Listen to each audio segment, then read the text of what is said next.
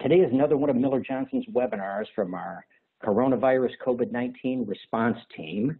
My name is Marcus Campbell. I'm a labor and employment attorney with Miller Johnson for about 19 years now. One of my specialties is unemployment.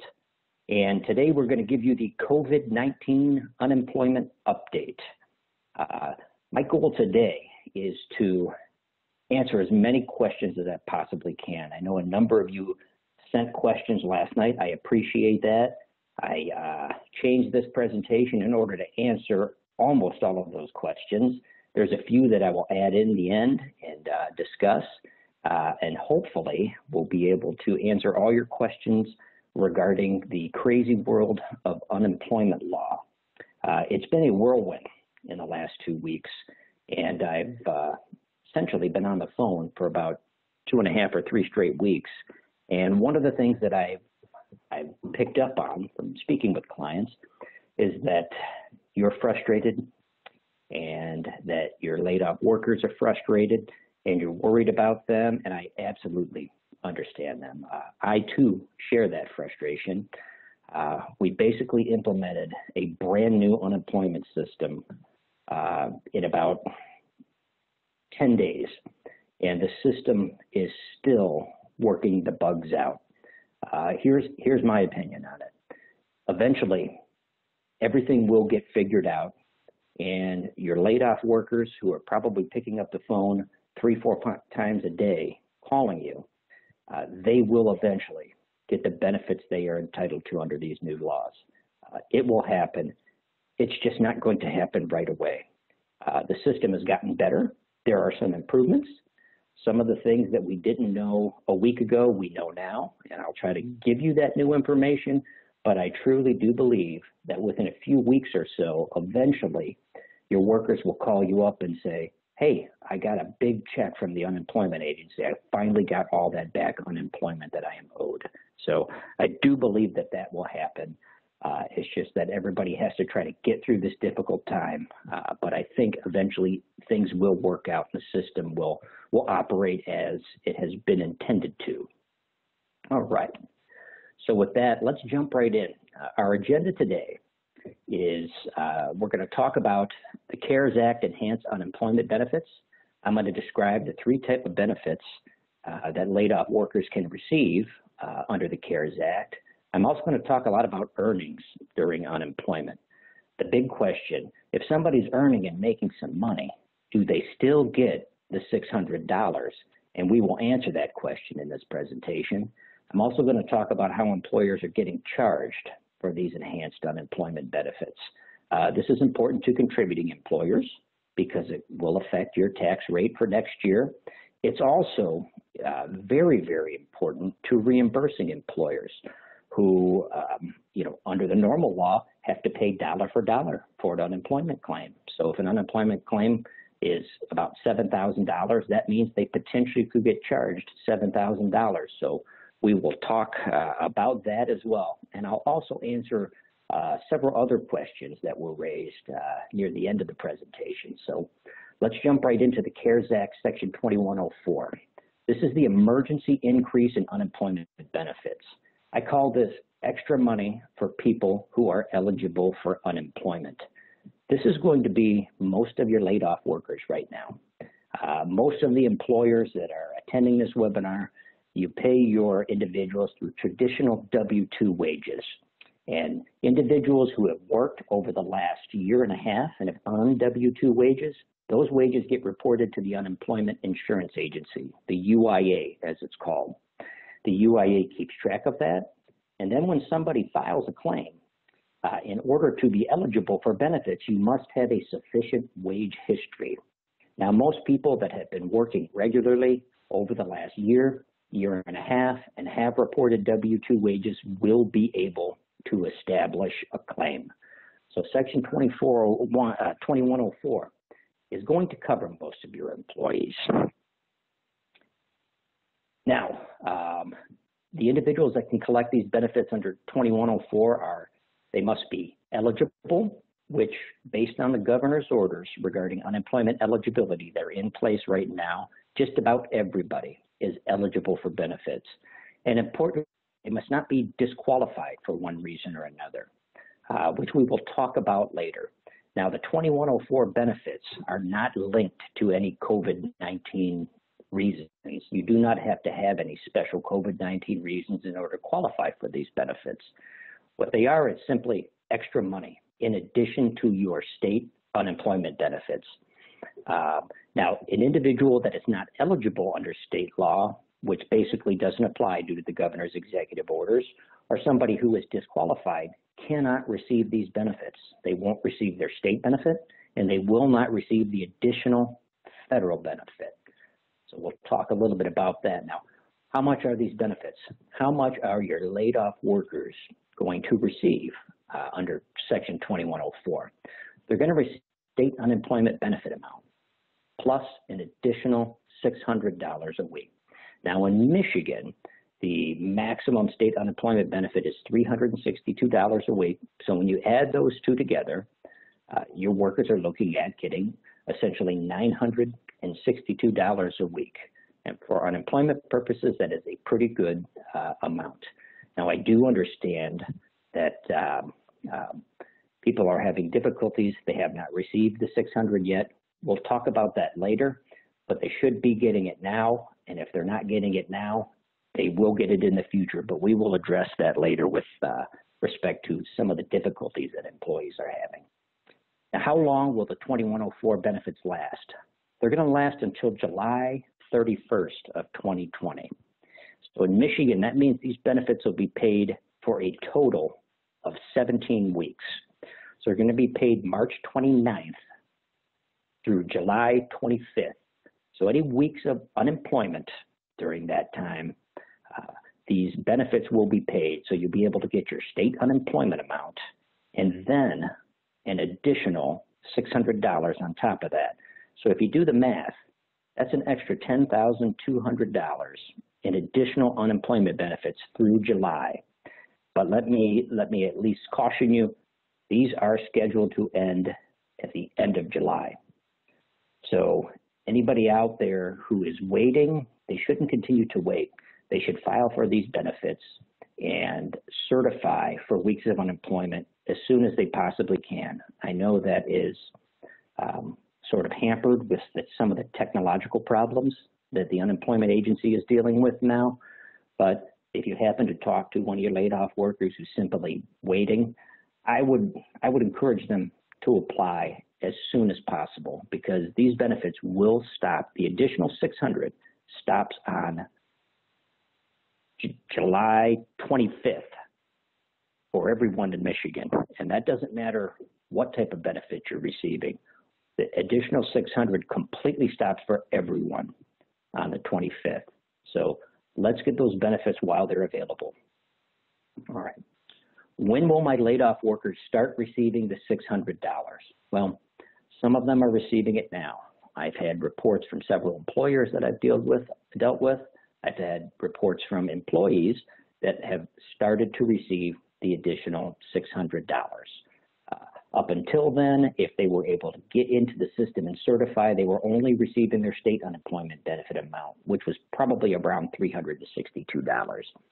But some have actually received back payments for the previous weeks where they did not receive.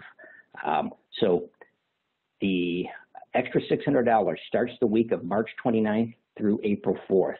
That's the particular unemployment week in Michigan when it starts. And it will be paid out through the week of July 19th through the 25th. So if you're talking to your employees and they're frantic and they say, look, I haven't got anything except my state unemployment, I think you are fairly safe to tell them, please be patient. Rest assured, you will get your $600 for prior weeks. The unemployment agency has indicated that they are currently in the process of processing those payments, and what you will get is a catch-up payment from the UIA. So you will get, let's say, 3 to 4 weeks of $600 payments dropped into your account in one lump sum. So what the intention of the agency is to get that money to claimants as soon as possible. And what they will see eventually is a big deposit into their bank account or a big deposit onto their reloadable, reusable debit card. But eventually those will hit. It is just going to take some time. Like I said, they have started doing it for some of the people who have filed earlier on in this, and they are catching more and more every day. So I think if you tell your workers who call you worried about this, say, the agency is going to get you your money, and the extra $600 payments are going to come in a lump sum. It is just going to take a little time. All right, now let's talk about Section 2102. This is probably not going to apply to most of the people that are in this webinar, but it very well could. Section 2102, I call that unemployment for people not normally eligible for unemployment. This applies to sole proprietors, independent contractors, gig workers, certain agricultural workers, LLC members, partners and partnerships, church employees, new individuals to the workforce who don't have any reported wages on them. If you don't have any reported wages, like I've said before, you have to have a history of earning wages before you can qualify for unemployment benefits. The period of time that they look at is called your base period. And if you have insufficient reported base period wages, then you will get a monetary determination in the mail that says you are not eligible. You have insufficient wages. These individuals will be automatically, according to the agency, pushed over to Section 2102. They will be contacted. They will receive instructions through their MIWAM account that says, here's what you need to do now in order to access these Section 2102 benefits, which they call the Pandemic Unemployment Assistance Program. All right, now who can collect these benefits? Well, you must not be eligible for normal state unemployment benefits. Most of your laid off workers will be, so they will fall under Section 2104. But for 2102, you must not be eligible, you must be able to work, you must be available to work, and you must self-certify that your unemployment or partial unemployment is related to COVID-19 in some way. All right, now there's a number of COVID-19 factors that you will have to self-certify that at least one of these factors applies to you. You have to be diagnosed with COVID-19 or experiencing symptoms. A member of the household must be diagnosed with COVID-19. The individual must be caring for a family member or household member diagnosed with COVID-19, or the individual is caring for a child that is unable to attend school due to COVID-19 public health emergency, and sending the child to school is required for the individual to work. The individual cannot reach work because of a quarantine due to COVID-19. The individual was advised by a healthcare provider to self-quarantine due to COVID-19 concerns. The individual was scheduled to commence employment and does not have a job or cannot reach it due to COVID-19. From what I've heard from individuals who've gone through the 2102 application process with the UIA, which started on Monday, by the way, and the system immediately crashed and went down. But currently it is back up and is continuing to go. Most individuals have been confused because there is not a question that says, there's a question that your workplace closed due to COVID-19, but not every workplace closed. Some people just simply laid off large portions of their workforce. They're still essential employers performing essential work, and they're still open, and they did not know how to answer these questions. So they did not select one of the COVID-19 factors, and therefore they were denied benefits. The question where it says the individual is scheduled to commence employment and does not have a job or cannot reach it due to COVID-19, that's going to apply to most workers where their employer's business is still open.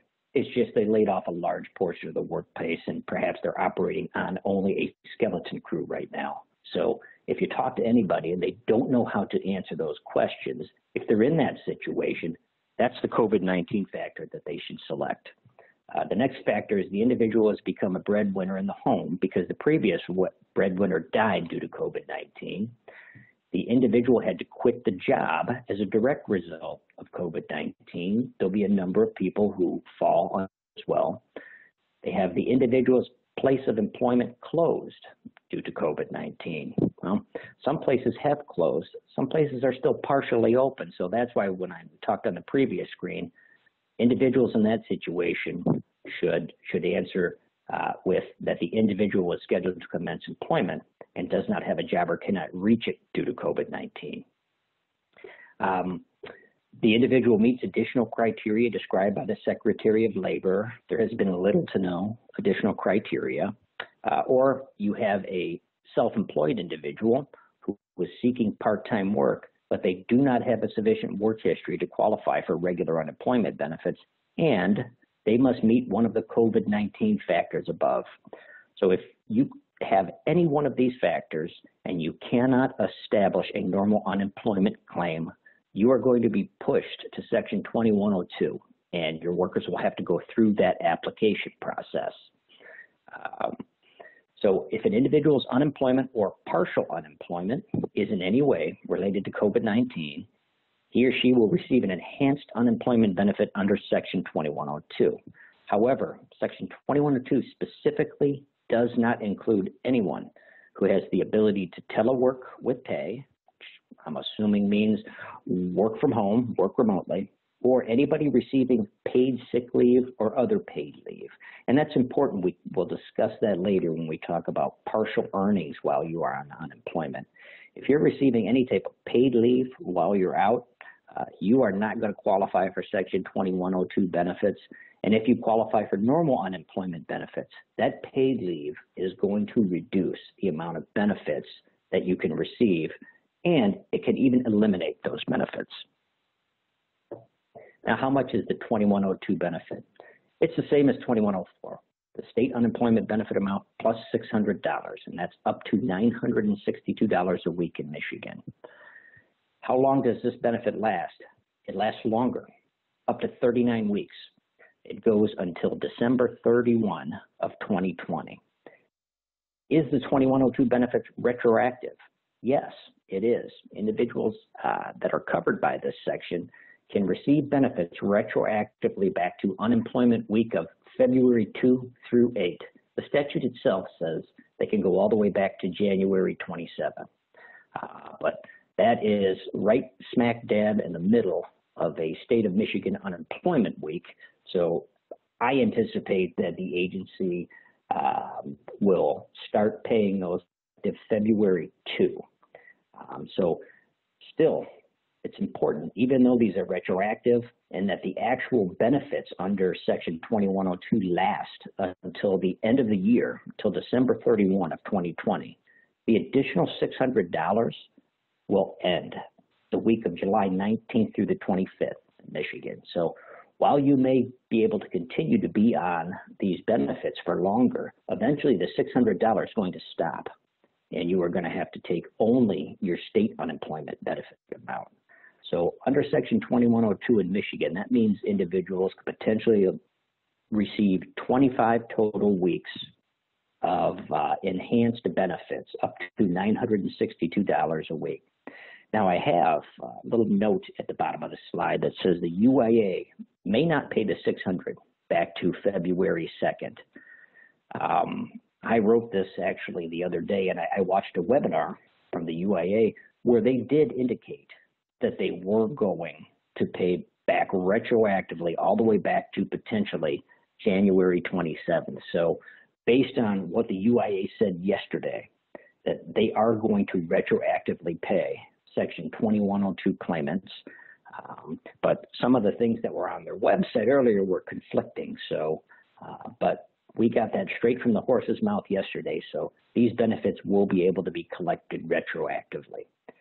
Now, the next benefit under the CARES Act is Section 2107, which is called the Pandemic Emergency Unemployment Compensation. These are basically more benefits after you run out of your normal state unemployment benefits. Provide you with 13 extra weeks. So in the state of Michigan, currently right now you have 26 weeks of unemployment benefits. When you file your claim, you establish what they call a benefit year. And the date you file is the date that your benefit year starts. And the benefit year is a 52-week period, a 1-year period, where you are able to use up all 26 weeks during that year. Now, Section 2107 will apply to individuals who have used up or exhausted that unemployment compensation.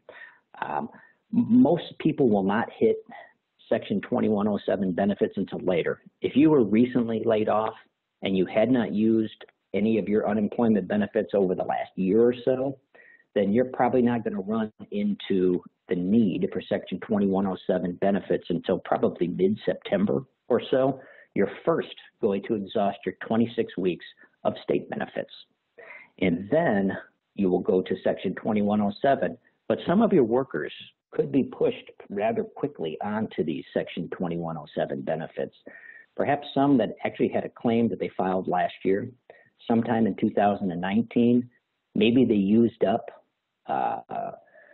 10, 15 weeks of unemployment benefits, and they still have, about 14 or 15 weeks left which they could collect. These individuals are still, if they file again right now and renew their claim, they're still smack dab in the middle of their benefit year. So what their account will show is that they only have 15 weeks remaining. The state is going to require them to use up those weeks.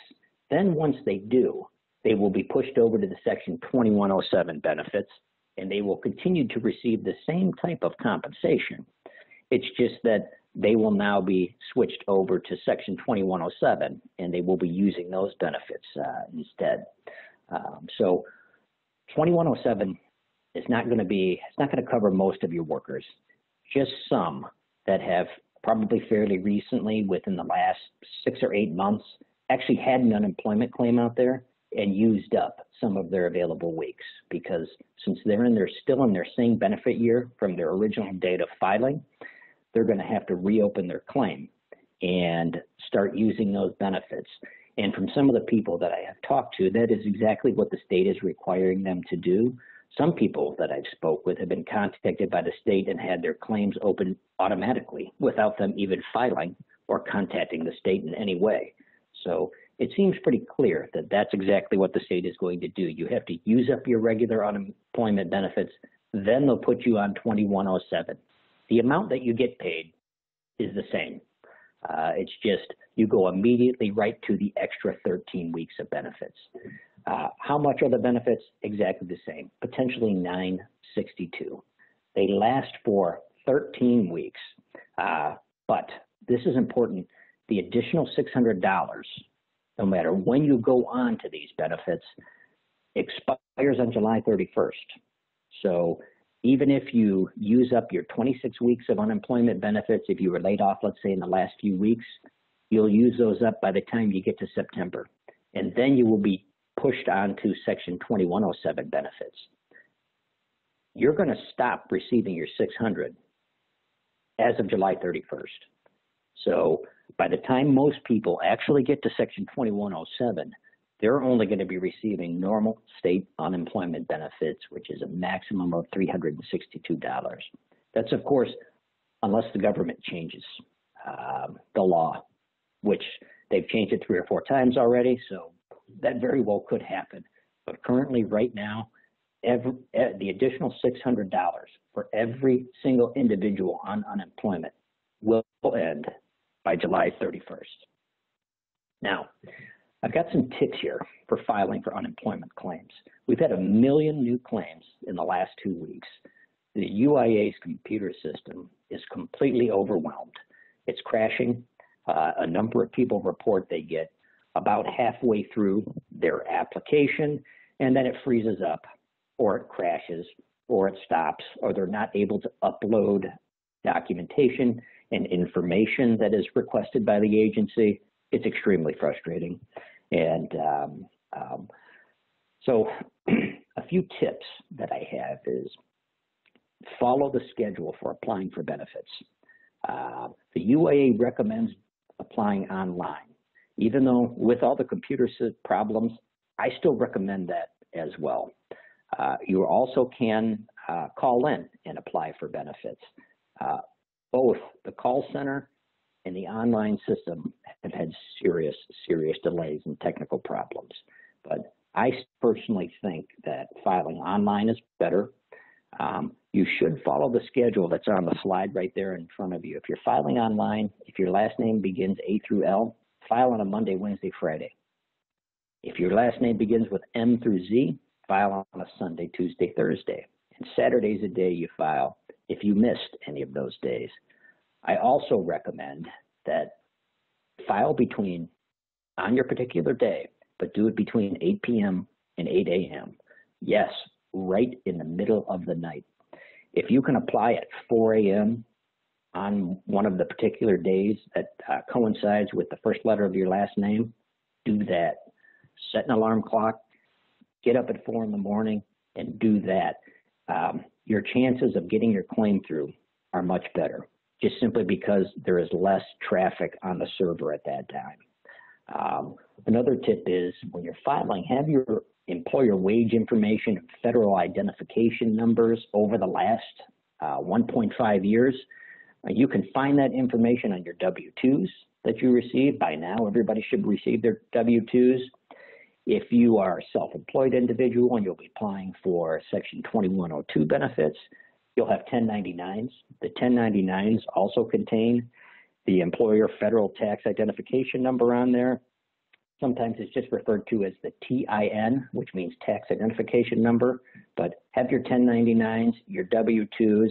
If you don't have any of that information, try to sit down and keep a list of how much you made and who paid you it over the last year and a half. Because if you're a 2102 claimant, that'll be important because one of your requirements is to self-report your wage history.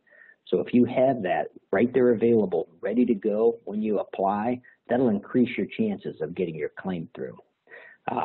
Another way, one way that you can help workers is you give them a UIA 1711 form at layoff. That contains helpful information. You could find that form online. The most helpful information on there is that it gives them, as the employer, it gives them your unemployment account number, your federal identification number. That just makes it easier for your people to actually get in and file their claim. That's one less piece of information that the UIA doesn't have to find, which will slow down their claim when UIA has to look for that particular information. So if you can give them that form, that would be very, very helpful.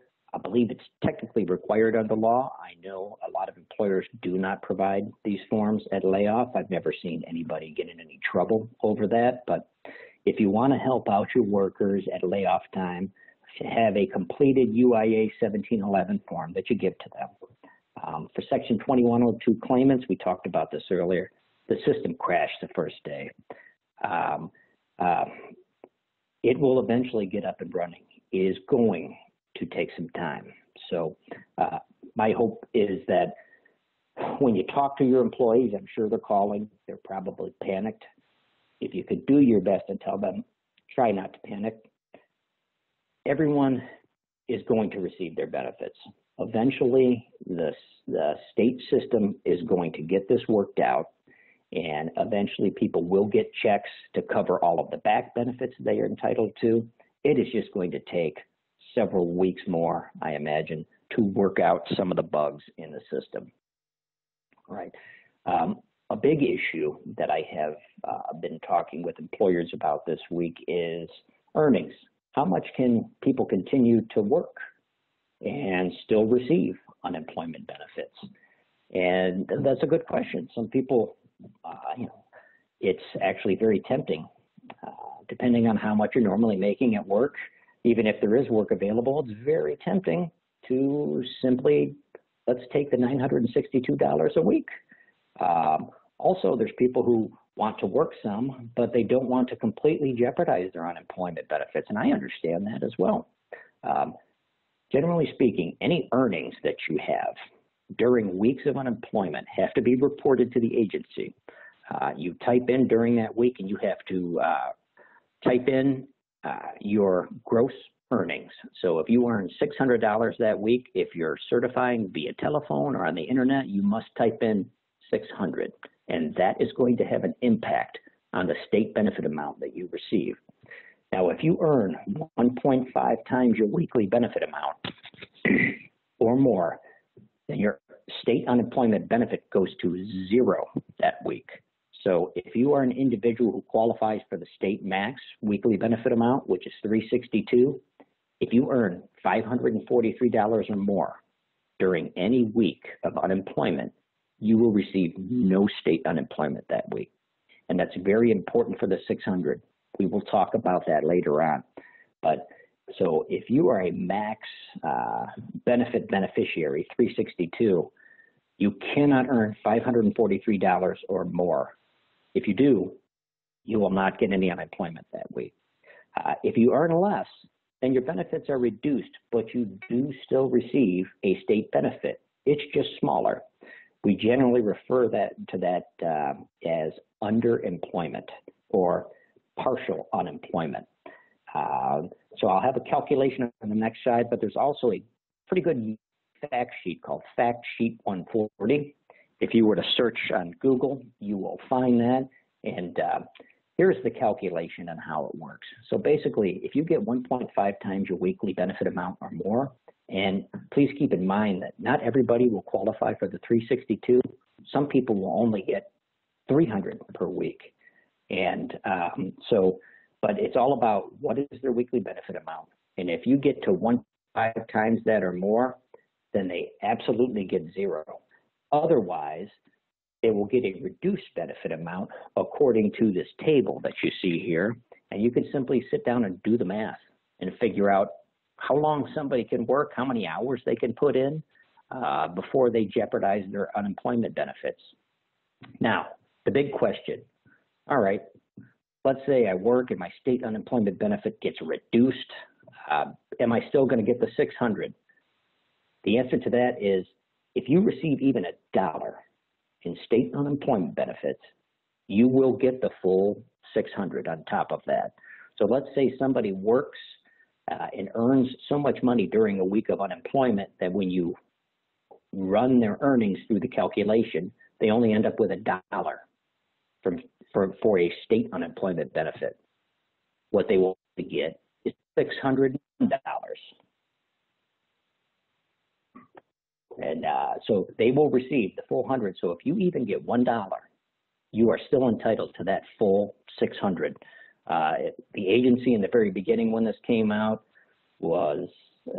didn't really know how to handle this. They thought that maybe that was going to be reduced also proportionally based on income. And the federal government came out at the beginning of somewhere in the middle of last week, and they said, no, clear. If you get $1 in state unemployment benefits, you get the additional full 600 on top of that. Now, if your earnings during any week of unemployment take your state benefit down to 0, then you will get nothing. You will get state unemployment benefit and no 600. So that's why it is very important. Employees who are receiving unemployment benefits can work some and still receive a reduced state benefit and the 600. But if they do work too and have too much gross income for that week, it's going to go down to 0, and they're not going to get their state benefit, and they're not going to get their 600 either. So let me give you an example here. We have an employee with a $350 weekly benefit amount. They work 20 hours a week, $20 an hour job. That's $400 in gross wages. So 1.5 times this employee's weekly benefit amount is $525. So we calculate this. You take 525, you subtract the 400 in wages from it. That will result in a $125 state unemployment insurance payment. Plus, on top of that, they will get $600. So their total unemployment benefit is going to be $725. And you add that to the 400 that they made from their gross wages, so that's $1,125 earned during that week. They actually did better by working a little bit. By putting those 20 hours in and making dollars, they made more money than they would have made if they didn't work and just collected the 962.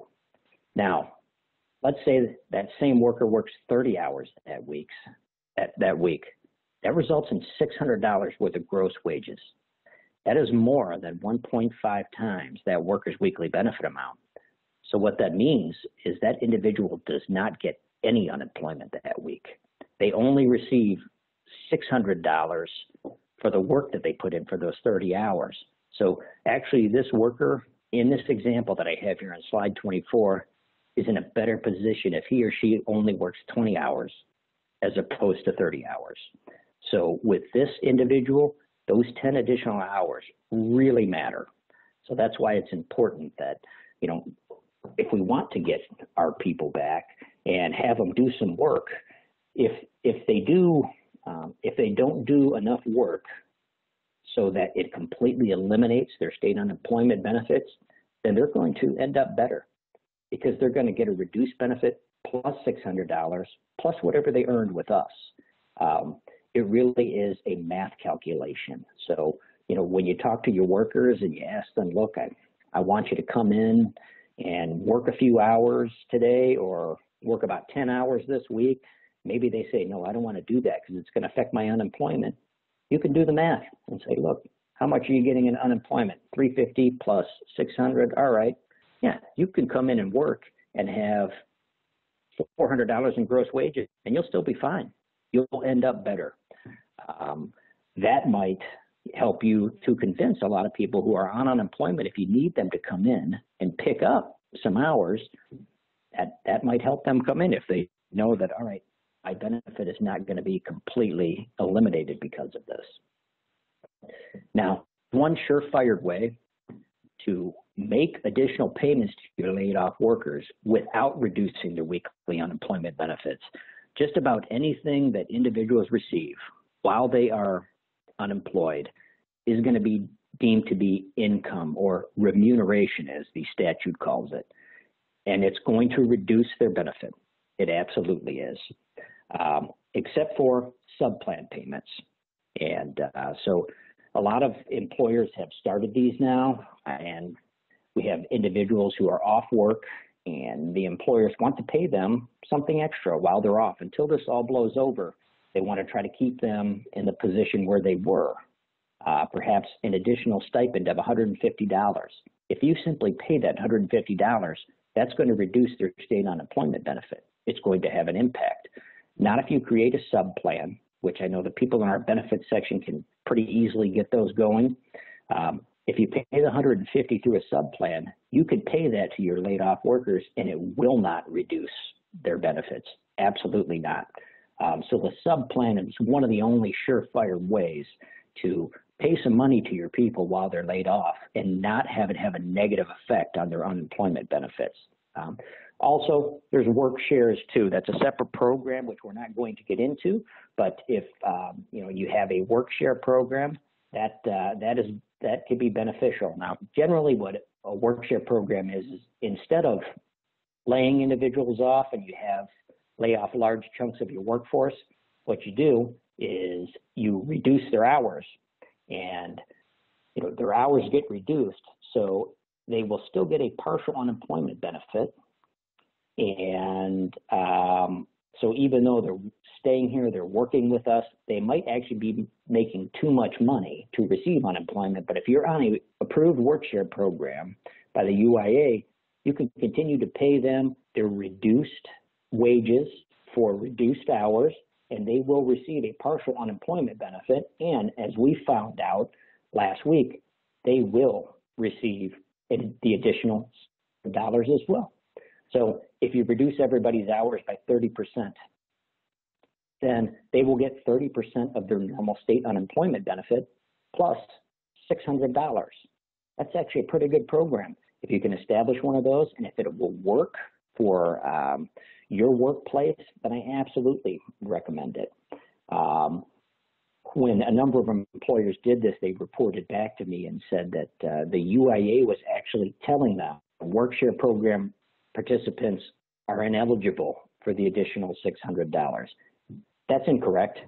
The information that we received in the uninsurance program information letters from the federal government clearly says that work-share programs participants get the additional $600. I think the UI has figured that out now. I watched a webinar yesterday with the Labor and Employment Opportunity Director D'Onofrio, and he actually stated that. He confirmed that in the webinar, that work-share participants also get the $600. So there was some confusion on the agencies end before that, but I think that they have cleared that up now. Work-share program participants get the additional $600 in addition to their partial state unemployment benefit. All right, a big question that I have been dealing with over the last 2 weeks is, how are we going to get charged for this? These enhanced unemployment benefits, $962 a week, that is an unprecedented amount of unemployment benefits. Is my account going to be charged in full for these? Well, we're talking about contributing employers, which are most employers out there. If you're a contributing tax-paying employer, for 2104 benefits, you are going to be charged for the state benefit amount. You will not be charged for the $600. So you will see those charges on your account. Now, contributing employers, the charges affect your experience account, but you don't have to pay those dollar for dollar. It could cause your tax rate to go up. But for 2104, you're going to be charged the full amount for the state benefits that are paid out to your laid off workers, but you will not be charged for the $600. For 2102 benefits, you're going to be charged nothing. Those are 100% fully federally funded. For 2107 benefits, that the additional 13 weeks, also going to be charged nothing. 100% fully federally funded. Now, reimbursing employers, my phone has basically been ringing off the hook with reimbursing employers who were looking at potentially doing layoffs, because this is very, very important, because they will get a bill from the Unemployment Insurance Agency for the benefits that are paid out to the individuals that they lay off. So this applies to governmental employers who by law have to be reimbursing employers. It also applies to nonprofit elective reimbursers. If you're a 501c3 nonprofit, you can choose to be a reimbursed employer. Is that Section 2103 of the CARES Act has provided some to the reimbursers. So if we're talking about your normal unemployment benefits that are paid out through Section 2104, reimbursing employer is going to be required to the state of Michigan for 50% of the benefit amount, the state benefit amount. They will not be charged for the $600. That is a fully funded federal benefit, and they will not be charged for that. So you're looking at 50% of the employee's state calculated benefit amount. Now for Section 2102, they're going to be charged nothing. That is 100% fully federally funded on both ends.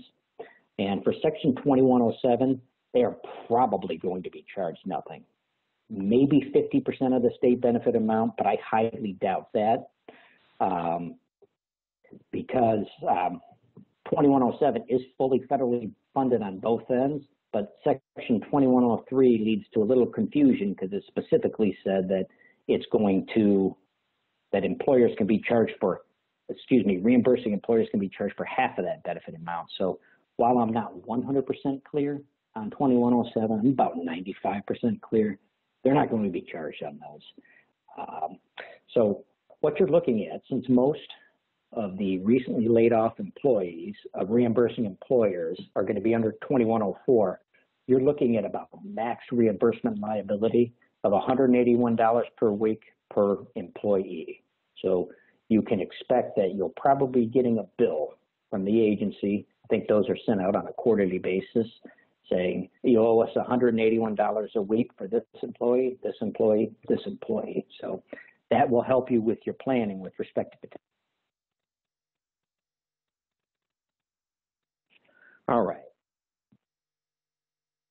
Now, as far as charging, it is, we see the amounts there that we just talked about that you can be charged under the CARES Act, but that is complicated a bit by the governor's executive orders.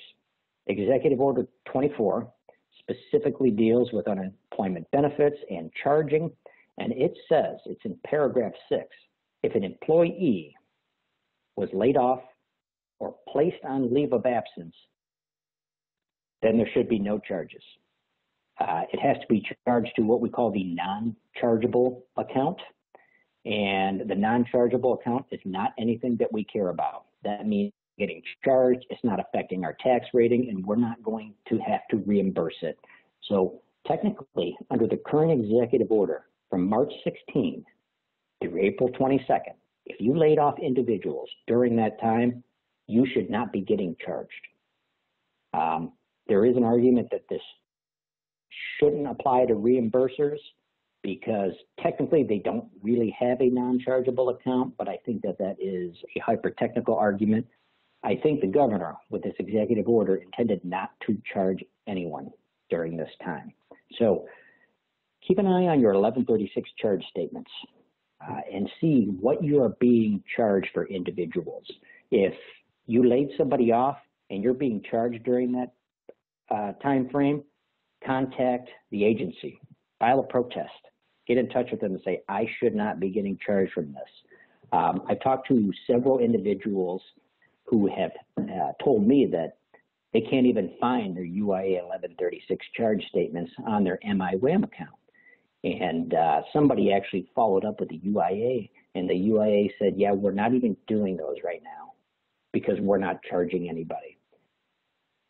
I don't know how much of that is accurate and true, but keep an eye on your charge statements and see what you're getting charged. And that's very, very important for reimbursing employers, because if you have a number of people laid off between March 16 and April 22nd, you want to make sure you don't get a bill for them. So keep an eye on your charge statements, and if you see that you're getting charged, take some action and try to get those charges taken off your account. It can save your company a lot of money. All right. Now, let me address some of the additional questions that we had. One of the questions I had, it has an employee that's still working on his or her regular shift. Why did they file for unemployment benefits? I received a 1575 monetary determination from this employee, and I say, hey, you're still working. You know, I can see you right out there on the plant floor. Why are you filing for unemployment benefits? Well, one of the things to remember is that you don't have to be completely unemployed in order to receive an unemployment benefit. If your income has dropped to a point where it's low enough that you're entitled to an unemployment benefit, underemployed, like we talked about previously during the webinar, you still can get it. And everybody receives that monetary determination, every employer that this individual worked for. So sometimes what you have is somebody who works for you, but they also work for somebody else. They've got a part-time job for maybe 1 or 2 or 3 other places, and they lost one of those jobs. And then they file for unemployment based on that. Now, you're going to get a copy of the unemployment monetary determination, and so are the other employers. And that doesn't mean that this employee is trying to scam you in any way. It just means that they filed because perhaps they had another job that they lost, which is something they're completely legally entitled to do. Sometimes it can be. If you've got an employee that has filed an unemployment claim against you and you know that he or she works full-time for you and is continuing to work full-time for you, then you should probably talk to that employee and contact the Unemployment Insurance Agency's fraud department. Personally, I think we are going to see an uptick in fraudulent claims. When you have potential benefits of $962 a week, that is very tempting, and I think people may try to collect those benefits and still continue to work. So keep an eye on that. But just because you see a claim for somebody who is currently working right out there on the plant floor doesn't necessarily mean it's a fraudulent claim. They could have lost another job or their income was decreased for some other reason, and they could qualify for underemployment or partial unemployment. Another big question that I had are unemployment insurance benefits taxable? Yes, they are absolutely taxable. That includes both the state unemployment amount and the $600. And you have the option to have the Unemployment Insurance Agency withhold those taxes. And employees that receive unemployment benefits will get a 1099-G at the end of the year, so they'll have to use that when they file their tax returns. Another question that I've got regarding a lot of unemployment claims is how do I respond to these claims? My advice is tell the truth.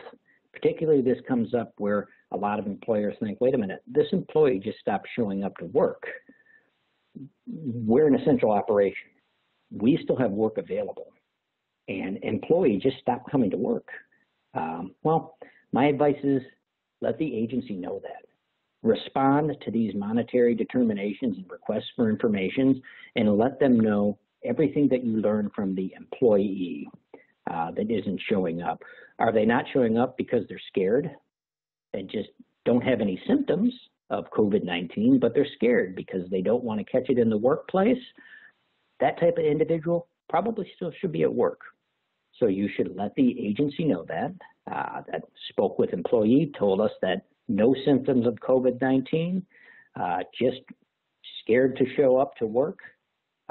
We have work available. Employee hasn't been here since X date, period. Let them know that. Then let the agency make that determination. It is, when it comes to whether or not the benefits are going to be handed out, we provide information as the employer.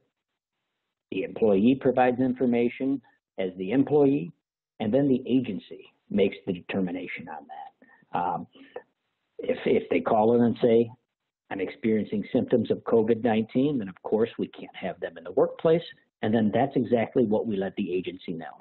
Say, haven't worked since this date, said experiencing symptoms of COVID-19. Or maybe you have somebody you haven't talked to, period. Hasn't called in, just hasn't shown up, and said, well, they just stopped working. Well, let the agency know that as well, and then let the agency make those determinations. This has been a big issue over the last couple of weeks because there are a lot of people out there who are legitimately scared and don't want to come to work. They think they're going to catch it, that they're going to then bring it home to their family members, and I understand that.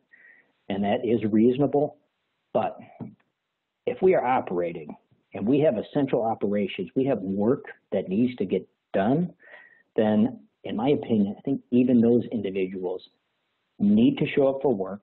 And when they don't, we need to truthfully let the unemployment agency know about that. Now, I've got a couple other questions that came in I want to hit. May an employer pay an employee's health insurance during a furlough until he or she is called back? And the answer to that is absolutely yes, you can. And it will not have any impact on their unemployment benefits.